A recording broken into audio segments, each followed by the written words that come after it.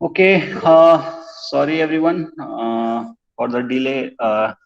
Okay, now हम लोग कहाँ थे भाई? So you can write the force unit vector in this term, in this terms, ठीक है ना? The एक्सिस के एंगल्स के टर्म्स में आप लिख सकते हैं, ठीक है? नाउ कमिंग टू ये यूनिट वेक्टर मैं बता क्यों रहा हूं, ठीक है? जैसे आपने ये वाला पार्ट देखा, ये वाली चीज देखी आपने, ये जो हमने लिखा है, ठीक है? ठीक, ठीक है। तो आप फोर्स वेक्टर को सीधे सीधे क्या लिख सकते हैं? Unit vector, unit vector into magnitude of the force vector, ठीक है? और you can simply write, sorry, you can simply write what?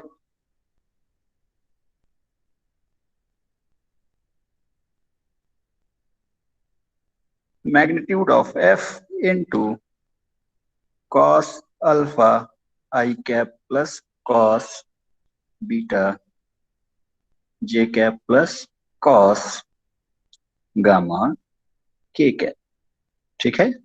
You can simply write it like this. समझ में आ रही बात? इतनी बात सबको समझ में आई? ये बात क्लियर है आप लोगों को? Yes sir. Okay, yes sir. ठीक, बहुत अच्छे। ठीक है, कहने का क्या मतलब है कि अगर आपको किसी तरीके से मैग्नीट्यूड और यूनिट वेक्टर के बारे में इंफॉर्मेशन मिल जाए, so you can write the complete vector को आप लिख सकते हैं, ठीक है ना? इस वेक्टर को कंप्लीटली लिख सकते हैं, ठीक है? ओके, नाउ अब देखिए रिजल्टेंट की बात करते हैं, फोर्सेस के रिजल्टेंट्स की बात करते हैं, ठीक है ना? तो सबसे पहली चीज है रिजल्टेंट ऑफ कंकरेंट फोर्सेस, ठीक है? कंकरेंट फोर्सेस में क्या होगा? Who will tell? Resultant of concurrent forces में क्या करेंगे हम लोग? जैसे हमने 2D में किया था उसके बेसिस पे आप बताइए, थोड़ा सा एफर्ट डालिए, बताइए फोर्सेस के चलिए अभी कंकरेंट छोड़ दीजिए, सिर्फ रिजल्टेंट के बारे में बताइए, यहां पर रिजल्टेंट के बारे में बताइए। How will you tell about the resultant? बताएं भाई।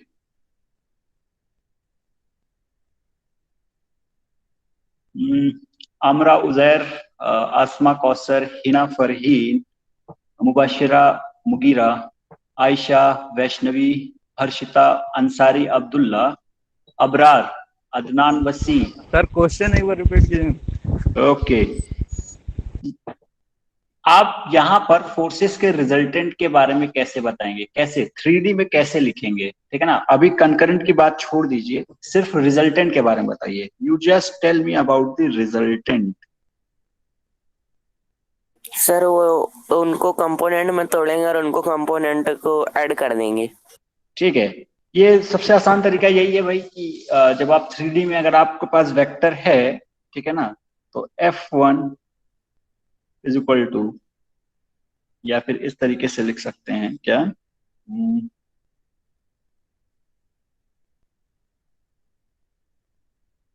Vector A is equal to AX I cap plus AY, sorry,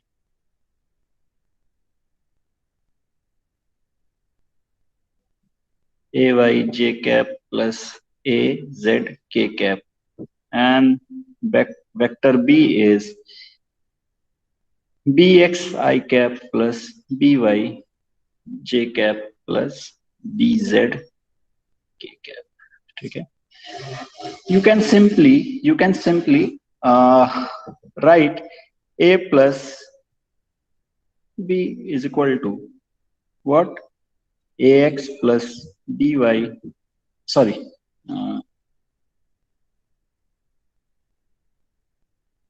AX plus BX I cap plus AY plus BY J cap plus AZ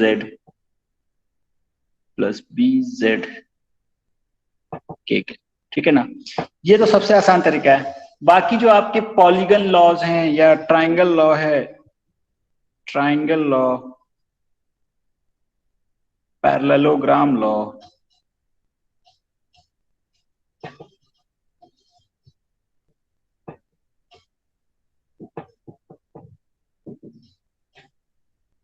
law and polygon law, polygon law, ये सारे के सारे applicable होंगे। ठीक है, applicable होंगे।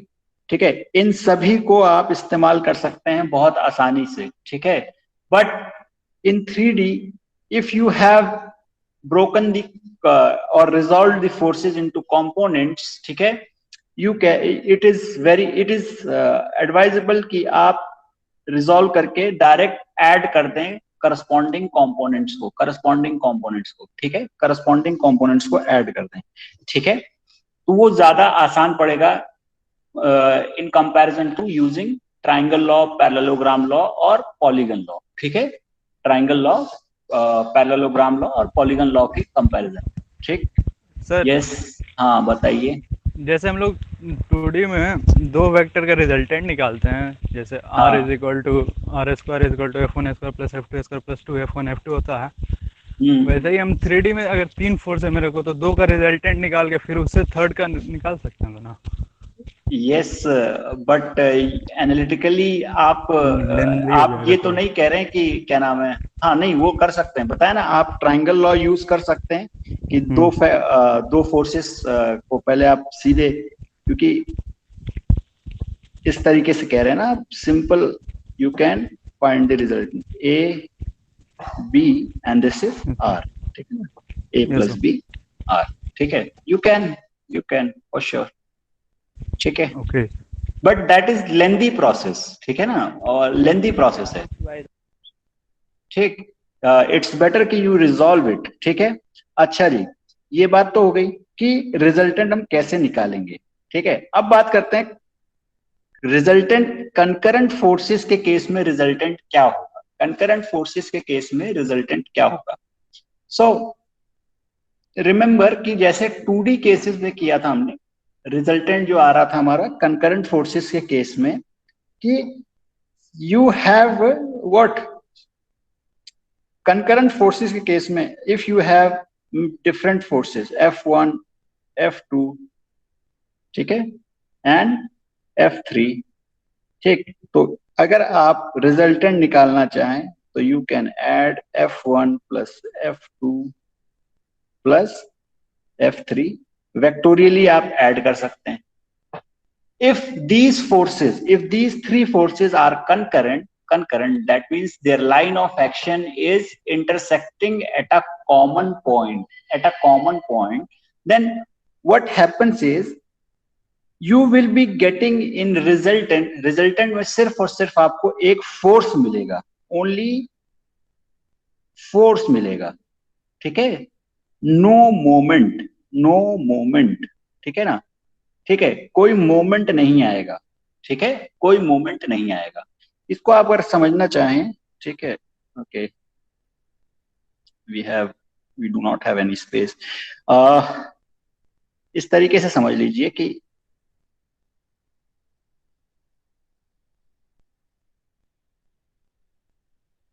ठीक है, इफ यू आर हैविंग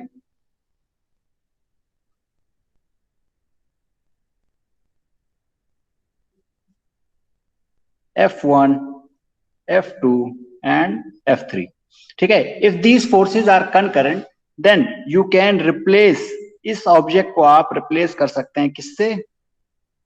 ठीक है, इस पॉइंट पे, ये सेम पॉइंट है, ए मान लीजिए, ठीक है, ये भी ए पॉइंट है। ठीक, you can represent this system of forces by a single resultant force। ठीक है, सिंगल रिजल्टेंट फोर्स। ठीक, ये बात आ रही है समझ में। अगर ये कॉन्करेंट नहीं होते, अगर फोर्सेस कॉन्करेंट नहीं होते, ठीक है, नॉन कॉन्करेंट होते, नॉन कॉन्करेंट फोर्सेस होते, नॉन कॉन्करेंट फोर्सेस होते,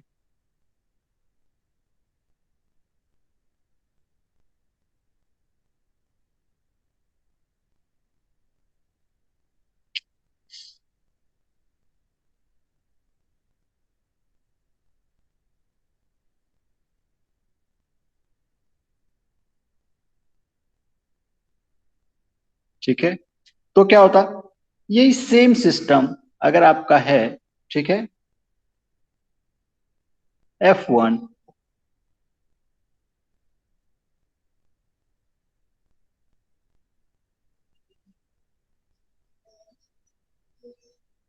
F2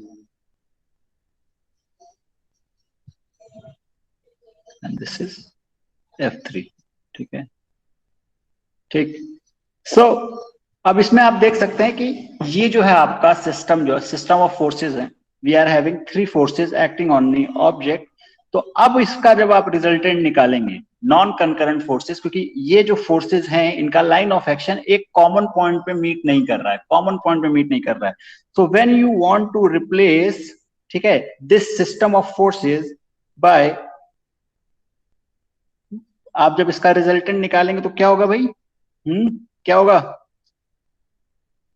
एक रिजल्टेंट तो आएगा, ठीक है ना, रिजल्टेंट फोर्स तो आएगा, साथ साथ में क्या आएगा, एक एक रिजल्टिंग मोमेंट भी आएगा, रिजल्टिंग मोमेंट भी आएगा।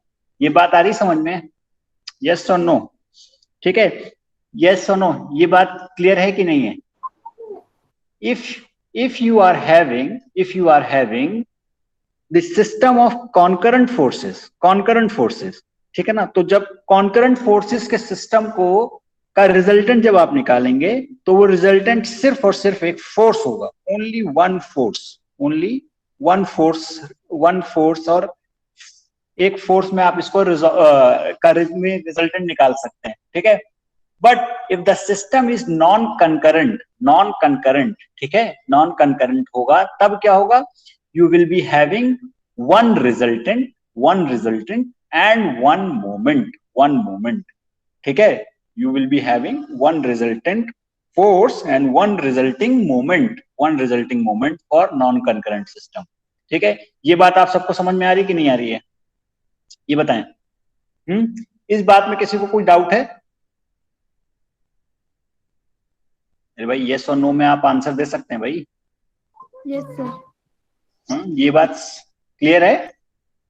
बताएं भाई, अंसारी अब्दुल्ला, अबरार अहमद, अबू सुफियान, अदनान वसी। सर ठीक है सर, चलिए आगे। ठीक है, ओके, सब लोग रिप्लाई किया करें भाई, ठीक,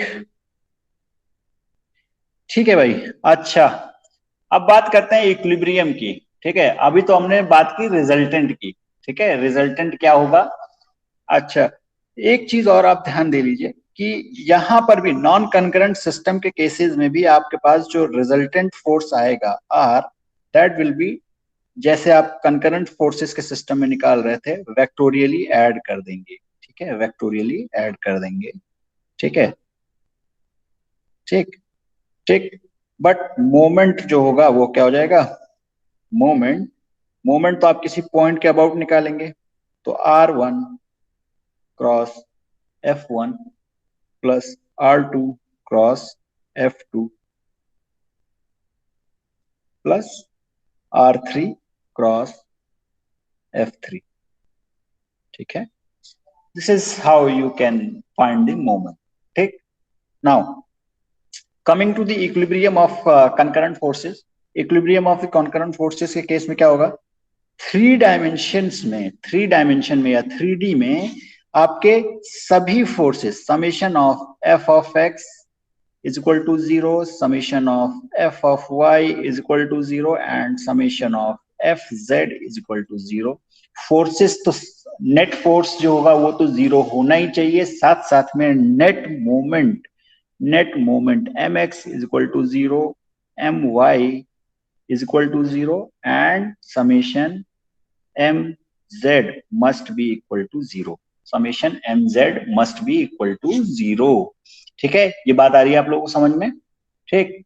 तो कंकरेंट फोर्सेस के केस में क्या हो जाएगा कि जब कंकरेंट फोर्सेस जो होते हैं उनमें तो नेट ये मोमेंट वाला पार्ट जो है वो ऑलरेडी 0 ही होता है, ठीक है। ये वाला पार्ट जो होता है इक्विलिब्रियम ऑफ फोर्सेस, अगर स्पेस में बात करें 3 डायमेंशन में, तो ये 6 इक्वेशन फॉलो करनी चाहिए, ठीक है। लेकिन जब आपका फोर्स सिस्टम जो है वो कंकरेंट है, कंकरेंट फोर्स सिस्टम है आपके पास, तो ये वाली इक्वेशंस तो ऑलरेडी जीरो होती है, ठीक है, ये वाली इक्वेशंस जो होती हैं वो ऑलरेडी जीरो होती हैं, and the system must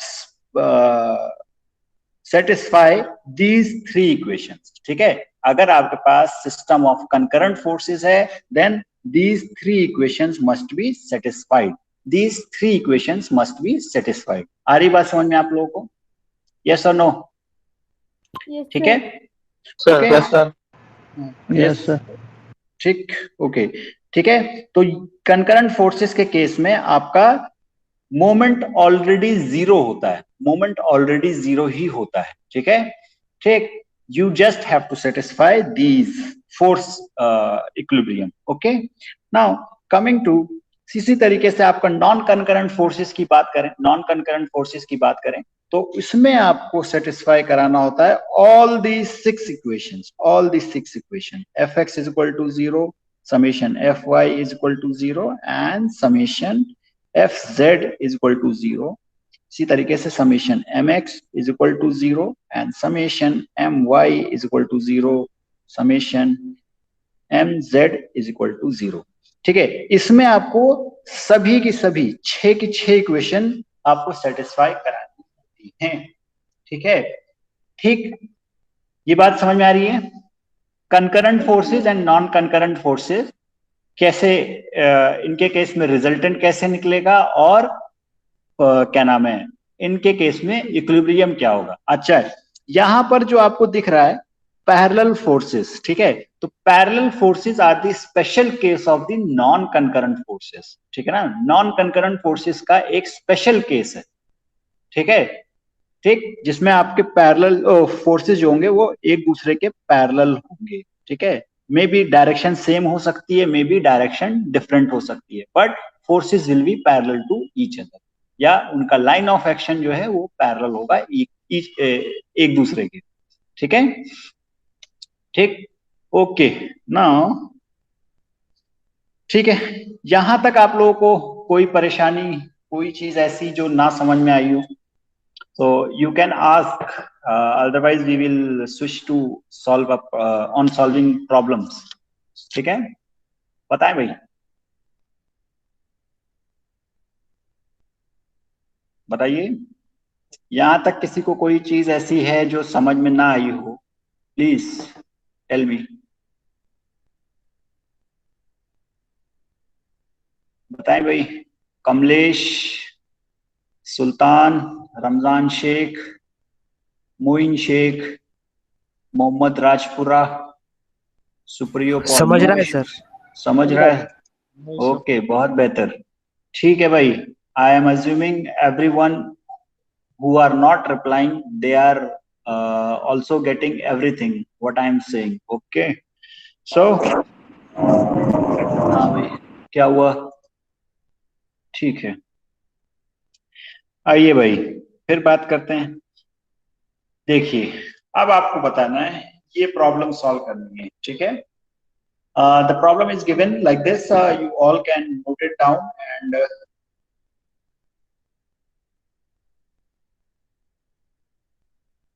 you all can note it down and try to solve it, try to solve it,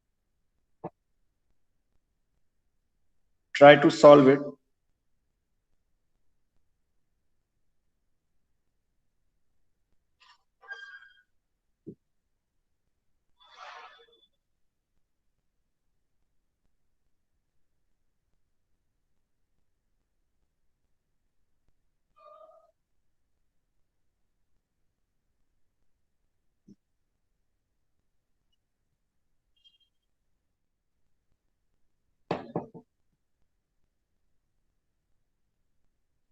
sorry, ये 5 क्रॉस 8 फीट है, सॉरी, ये 5 क्रॉस 8 फीट है।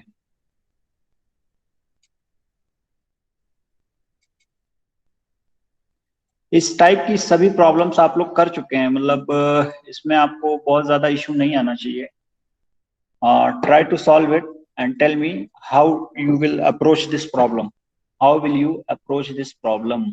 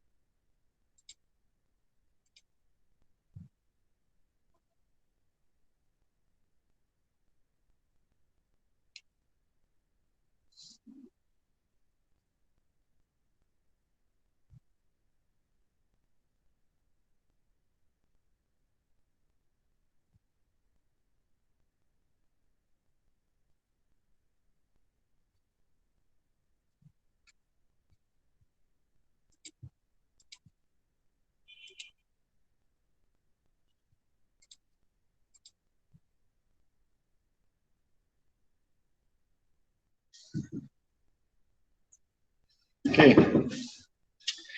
How will you solve this problem, बताएं भाई।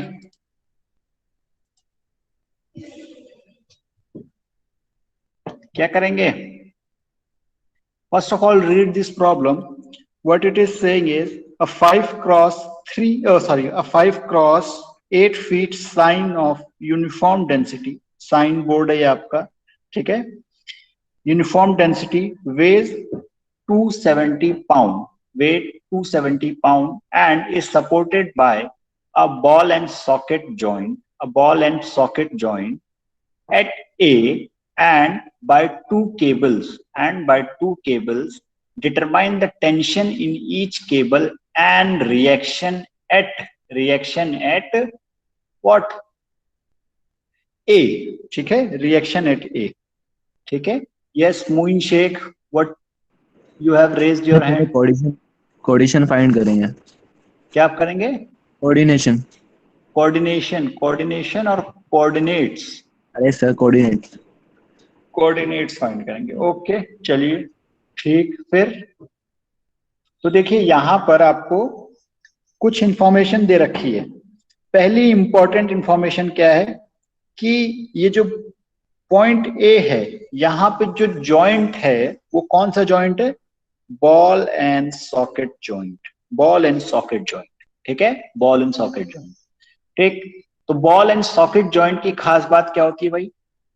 एक ही reaction लगता, सिर्फ एक रिएक्शन लगता है बॉल एंड सॉकेट जॉइंट पे। Are you sir sure? ना वो, हाँ ना सर, वो अच्छा, ऊपर की तरफ, ऊपर बस? क्योंकि वो पक्का बॉल एंड सॉकेट जॉइंट की में एक ही रिएक्शन लगता है? नहीं, पक्का नहीं। पक्का नहीं है, अच्छा। हाँ, who will tell? Ball and socket joint पे कितने रिएक्शंस लगते हैं? बॉल एंड सॉकेट जॉइंट पे 3 फोर्स रिएक्शन लगते हैं, ठीक है।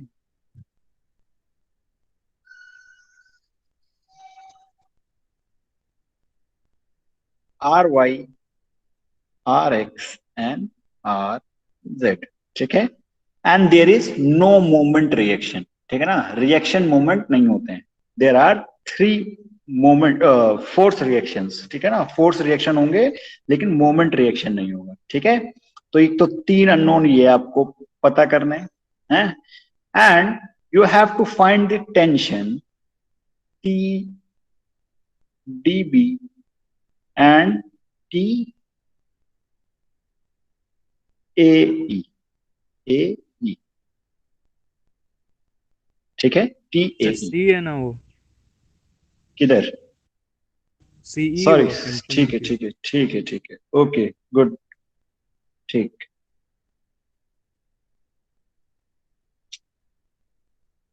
TCE, ठीक है, गुड।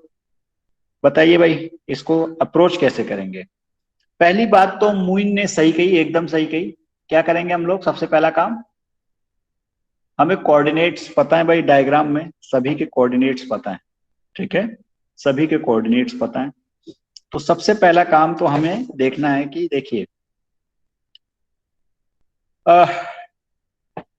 लेट अस अज्यूम कि जो टी डीबी है ये टेंशन है, टेंशन फोर्स है, टी डीबी, ठीक है। इसको आप क्या लिख सकते हैं? T dB into what? Magnitude of TdB, ठीक है। And this TdB is the unit vector of this tension TdB, ठीक है। And TCE can also be written as what?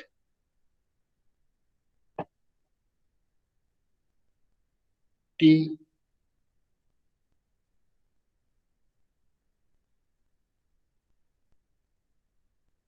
CE,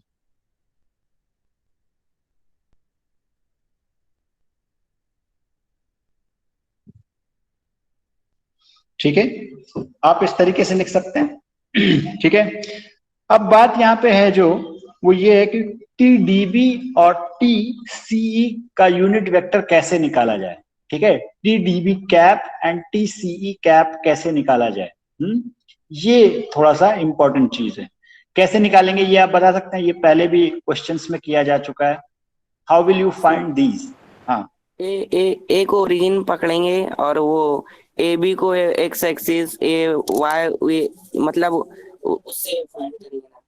okay, no, Adnan, I am actually talking about ये जो TDB cap unit vector जो हमने लिखा है, अभी हमने पढ़ा था कि आप किसी भी फोर्स को उसके यूनिट वेक्टर इनटू मैग्नीट्यूड के टर्म्स में लिख सकते हैं। तो हमने यहाँ पे वही चीज लिखी है। ठीक है, तो अभी हम कैसे फाइंड करेंगे? ठीक सर है, TDB की पहले डायरेक्शन फाइंड करेंगे, डायरेक्शन से उसका मैग्नीट्यूड को डिवाइड करेंगे तो यूनिट वेक्टर मिल जाएगा ना सर? हाँ एग्जैक्टली। तो डायरेक्शन कौन सी है TDB की?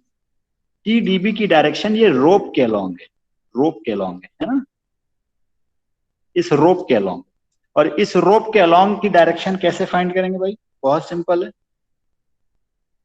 ठीक है, आपको कोऑर्डिनेट्स पता है कैसे भाई? क्योंकि ए को हम ओरिजिन मान के चल रहे हैं। ठीक है, ए को हम ओरिजिन मान के चल रहे हैं। ठीक है, इफ ए इज, ये तो खैर इन्होंने दे ही रखा, प्रॉब्लम में ही दे रखा है कि इसको ओरिजिन पहले ही बना दिया है, एंड इट्स बेटर कि हम इसी को ओरिजिन मान के चले।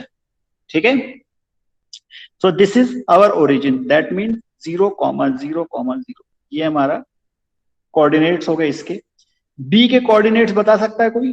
बी के कोऑर्डिनेट्स, बी के कोऑर्डिनेट्स, बी के कोऑर्डिनेट्स होंगे 8 क्रॉस 8,0,0, यही तो होगा, क्योंकि ये जो है हमारी साइन बोर्ड था वो 5x8 है, तो 5 फीट तो ये y डायरेक्शन में, और इस डायरेक्शन में आपकी कितना है? 8 फीट। ठीक है, तो 8 और ये अलोंग x है, तो आपका बाकी दो कोऑर्डिनेट्स जीरो हो गए, बाकी दो कोऑर्डिनेट्स जीरो हो गए। कमिंग टू डी, डी के कोऑर्डिनेट्स बताइए भाई, who will tell the coordinates of D? 0,4, yes, -5 और -8, -8, यस। ठीक है, ठीक है भाई, बात तो सही है।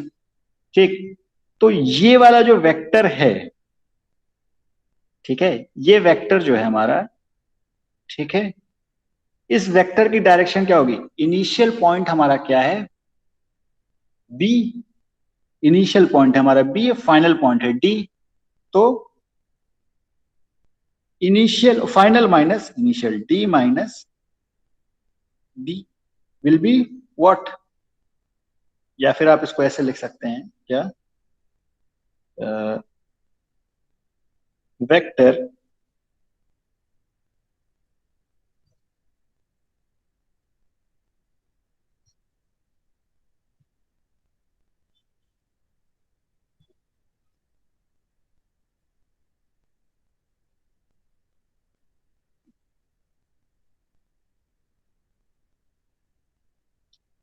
ओके, इस वेक्टर को आप क्या लिख सकते हैं? Simply this vector, let's say this vector is db and it can be written as क्या? Final, initial or final point minus initial point. So what is this?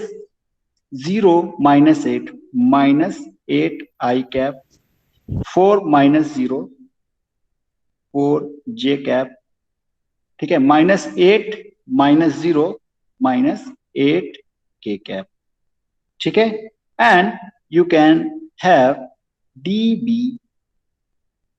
cap is equal to db upon mod db, ठीक है, mod db।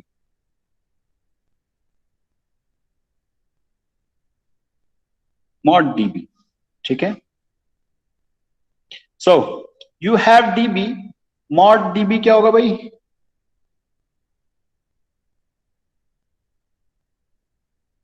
क्या होगा? √8 का square plus 4 का square plus 8 का square, 64 1, कितना आ रहा है? 12, ठीक है। सो db कैप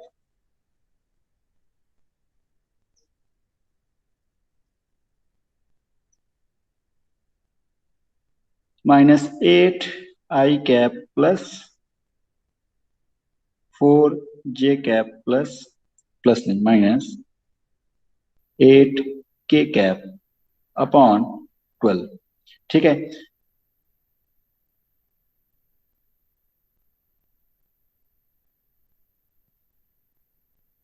dB कैप। ठीक है, सो ये जो dB कैप है यही हमारा TD कैप है, क्योंकि ये यूनिट वेक्टर हमारा TD जो है वो इसी के अलोंग लग रहा है। ठीक है, so you have TDB cap, TDB cap is equal to DB cap. ठीक है, तो जब ये आपका DB कैप निकल आया, so you can simply write TDB is equal to what? TDB is equal to,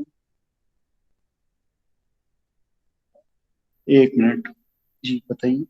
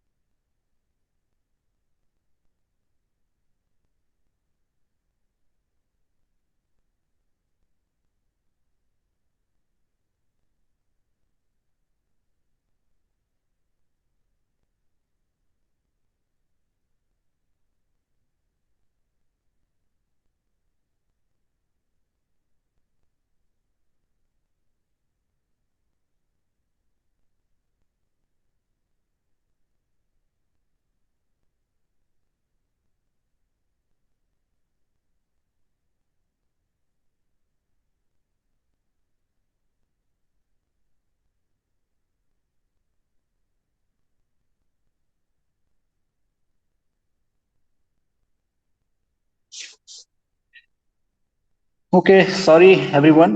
So you can write TDB, sorry, ये DB है, TDB is equal to what?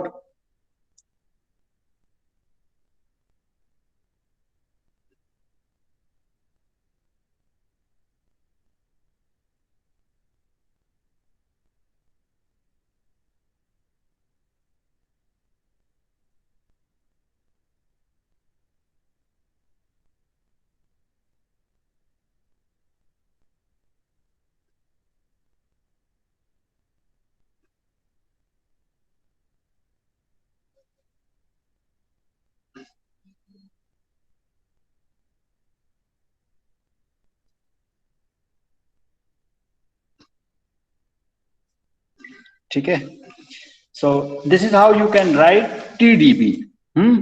Now you also have what? You can simply easily find what? TCE cap क्या करेंगे भाई? TCE cap, ये आपका TCE जो है वो CE के अलोंग लगा, A से C की डायरेक्शन में लगेगा। That means final point is this. तो C के कोऑर्डिनेट्स क्या क्या है भाई हमारे पास?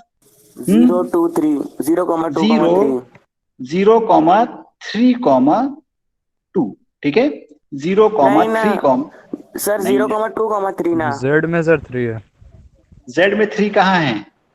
हाँ सही है नहीं नहीं सर, सही है वही सही है सही है। Z में 3 कहाँ है भाई? ठीक है sir. And now you have the coordinates of E is equal to what? 6,0,0। ठीक है, E के coordinates पता है, तो similarly you can find CE cap. ठीक है, CE कैप, ठीक, कितना आएगा भाई CE cap? 0 - 6 -6i, -6i, 3 - 0, 2 - 0. Yes, okay, you have -6i cap plus 3j cap plus 2k cap upon under root 6 का स्क्वायर प्लस 3 का स्क्वायर प्लस 4 का sorry 2 का स्क्वायर, ठीक है, 2 का स्क्वायर, ठीक है.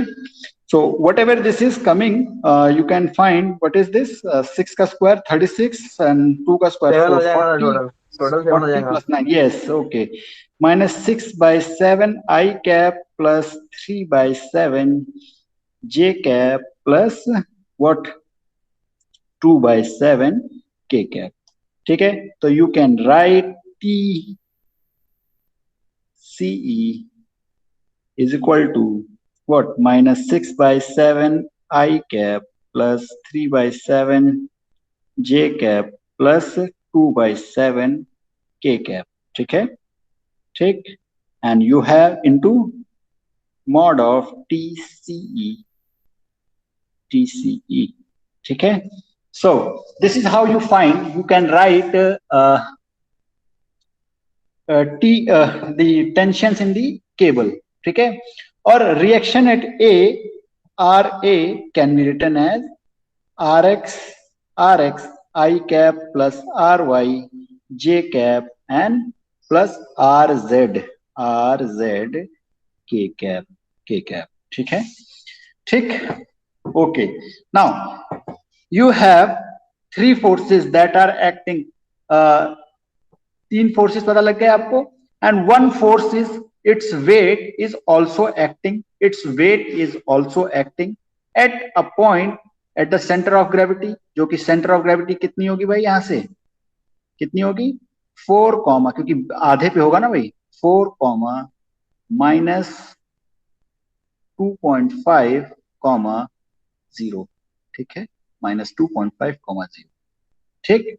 सो सेंटर ऑफ ग्रेविटी भी आपको पता है कहां पे लग रही है, तो एक वेट जो आपका लग रहा होगा W will be is equal to what, minus 270 J cap, ठीक है. तो you have all the forces, ठीक है. अब for the equilibrium condition you have 6 equations and all must be satisfied. Fx is equal to 0, Fy is equal to 0, Fz is equal to 0, summation Mx is equal to 0, summation My is equal to 0, and summation Mz is equal to 0.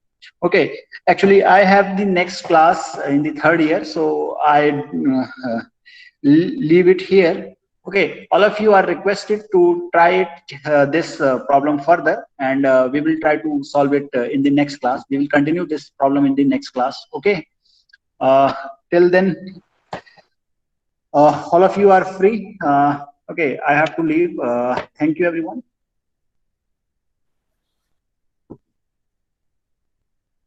Abrar, हाँ भाईजान. वो कल वाला तो कराया भी नहीं जो 2 मत को भेजा था. हाँ सर.